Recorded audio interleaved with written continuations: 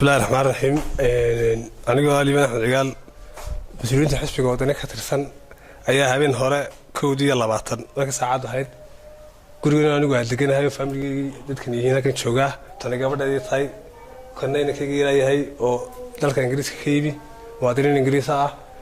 أيها الله وصوت هاي إيه كبرت شمالن قارهان صلّيكن طلعوا waanu yaabnay dumarka iyo carruurtaas aqoonimada xalaga qabtay anaga halkan daaradana la wada keenay gurigii baa la baaray dhinaca kale loo fatashay xitaa dumarka qaarkood inay shalmada qaataan bay u diideen marka wax dhaqanka iyo diinta iyo dandimada toona ku fiican may sameeynin nimankaasi waxaan inagu haystay wax kala ma ahayn wadani xisbiga wadani way ugu haysteen ninka taliyaha si bareer baa ugu yiri marka soo sheegay kuulii oo aanu deenin ciise musoo raacada oo rimeemanhin waxana waa la iskaga dambeeyay oo laga xisaabtami doona wuxuu guuri raacada oo dad aqli wanaagsan baa bay hayeen waxa wadani ka doontay ku geeyay meelan habara oo lahayn maxad masuu taageeri weeyday saasoo abuday ila hadlay si bareera oo ila hadlay markii damaanaga ay ka haysteen saacad ku dhawaad saacad ay meelaha meerinayeen kadib guriga igu soo celiyeen marka cidii arinta sameysay ee ka dambeysay waa dad la garanayo waana wax laga xisaabtami doono waqtigii xukuumadana wax yar baa ka haray kulmiyana waxaan leenahay doorta umadu way wada aragtay oo ka qoriga wax ku doonaya reernimada wax ku doonaya ciidankuna ciidan qaran baa hayna goor reeran noqdeen iyo xisbiga noqdeen waa mid la yaabay kulmiyana waqtigiisii waxaan leenahay yar baa idii hadhay bilaha ka haray waqtiga doorashada أيه اللي هذا عندي واحد سمسني هذا وبالغ حساب تبي دولا السلام عليكم ورحمة الله وبركاته رحين مقعي واحد على فاطمة اسمع الورسمة أنا جو محي هذين وطن كإنجليز كخيمي وطن كحير بنشوقي حبينكي أنا كوسكه هردنا أنا لا صداتي محي هذي وحلا لي أنا نلاقو صداتنا ما قرن كرنو السلام عليكم أنا وحناي قبل تبوتي كتمد أمرتيا habeenkii baa reerka ku soo degnay anagu hurdadiina la tagtay oo iska daalan bay ragii oo qoryihiin ugu haya oo dul taagan bilaa shalmad bilaa gogaradaan ahayn waaba naxno wadnihii baa nagiriiro inantii kale garab hurday wadnahaaba dhici gaariba aniga musnaan buu wadnihii igu gariiro waan yaabno ficno la soo dariiriyo hay hoostaana la keenay aqalkii baa la baaray dadkii baa la wada baaray inankii guriga mas'uulka ka ahaa baa la kaxaystay portable-kiisii laptop-kiisii wixii oo dhan baa la qaatay maxaadan 5 telefoon way qaateen dibadday la tageen markii dambe saacad iyo barba inankii haysteen anagii hurdadii naga guurtay waxa waxna lagu haystay garan weynay reerkii waagi sidii buu noogu bariyay marka sidaas oo kale waa yar falxumo ceeb weeyaan waxa weyn qof shakhsi hadii la haysto waaga barigiisa la sugaa oo qofka shakhsiga la kaxaysta laakiin reeradan u badnan oo hurda dumarkii wada qaawan ina waliba mid baaf lagaada noo geysto yiri na aabihin wasay dharkiini aabihin boos soo bax oo balaayan ugu dhigay waaba naxnaanaga qori dadka lagu dul qabto Djibouti ma noo arkin qori weyno lagu dul qabto marag wadnaha na gariiro walaalkay laakiin sidaas waa falxumo waa dhaqan xumo weeyaan marka waa inay dawladda Hargeysa dhaqankayga hagaajiso عليكم ويوان السلام يا قولدن تي في دوبا سوان السلام يا هو waxaan ku iri anigu hooyadii waxaan ahay dadkan wada dhashay hooyadii dadkan wada dhashay baan ahay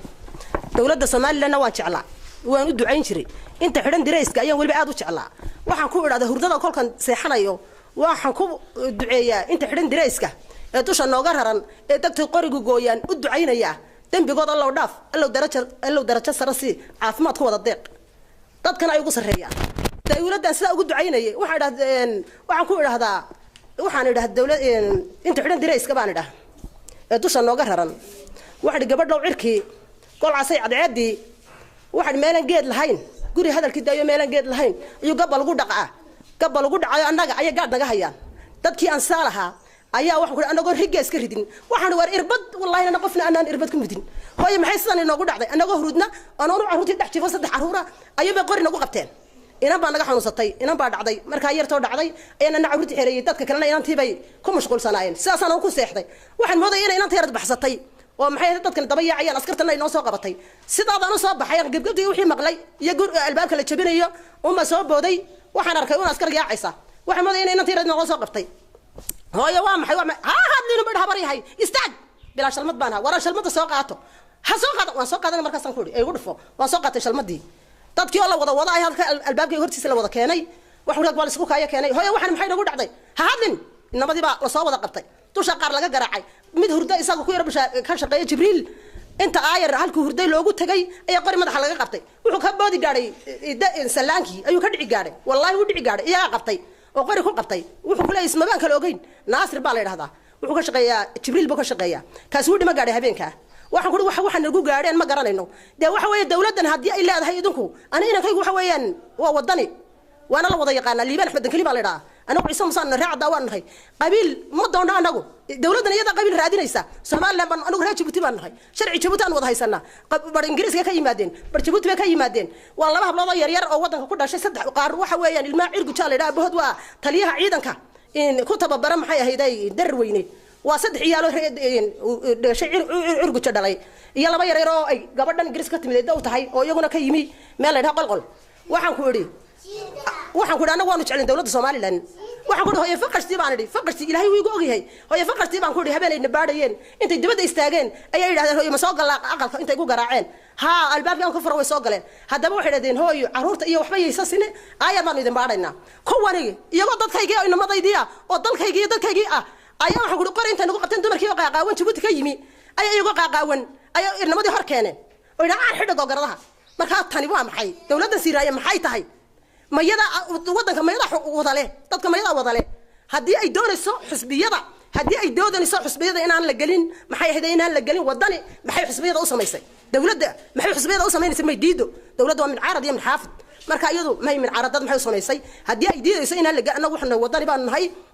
وانا راشق استعاق اسو كايا مid iyo Soomaaliland oo dhan isku haya mid taanu doonaan galina Siiraan oo halka rabo tumeynay Siiraan waanu aragnay dawladiisii wax ka waayay mooyaan animka waxaan ka imid laba ciyaala iyo anigu waxaanu ka imideen Djibouti baan maray Masar baan joogo on ka imid waanu ducayn jiray Soomaaliland ma xaday goor ka soo ducayn jiray goor walba waan ducayn jiray marka la airport ka soo degay waxaan ku iri Allah saradiya barwaaqay nabadu wax saradiya barwaaqay nabadu saldhigateen nimca ee basiyay هذا وحنا نقول صارادية برواقي نبض سيسال دقتين معي بس ياي إن دين توه الرجاي هالك بتشعله شيخ مدر هالكسيه يجي من الشيخ ذاي هذا نيا برواقي هروا ذبيه هاي هذا كم حويسته دولة ساوت عينه أي النجي وحلا وحنا جايين نشرين وحنا نقول قريه هذا كسر نقول قبطان ناطمي